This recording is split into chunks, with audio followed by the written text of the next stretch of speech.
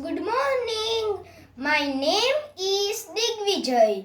આજે હું તમને 26મી જાન્યુઆરીના દિવસે થોડું કહેવા માંગુ છું.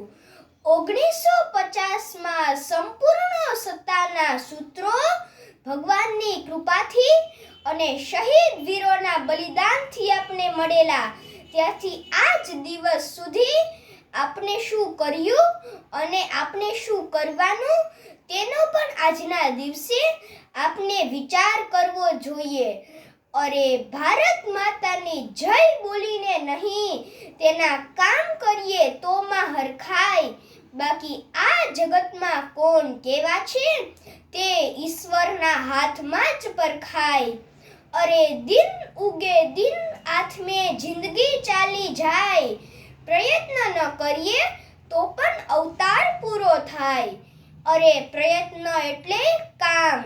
જીવનમાં કરીએ એવા કામ કે ખુશ થાય શ્રીરામ.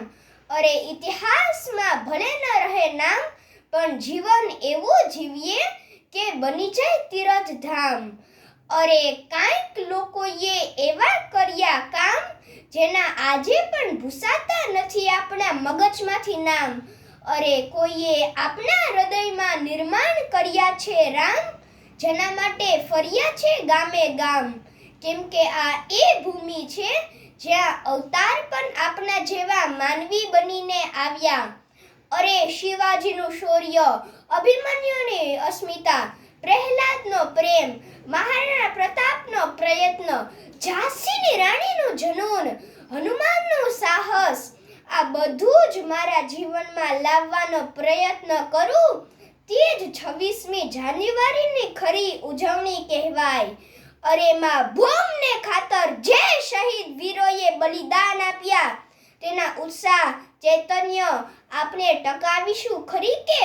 અરે વર્ષોથી જે તિરંગો લહેરાય અને જે રાષ્ટ્રીય ગીત ગવાય, તેનું ગૌરવ આપણે વધારવું જોઈએ. અરે ઝંડાને કરીશું સલામી, મનમાંથી દૂર કરીશું ગુલામી. અરે જગતનો નાથ ખુશ થાય એવી બનાવીશું મારી યુવાની. અસ્તુ. જય હિન્દ.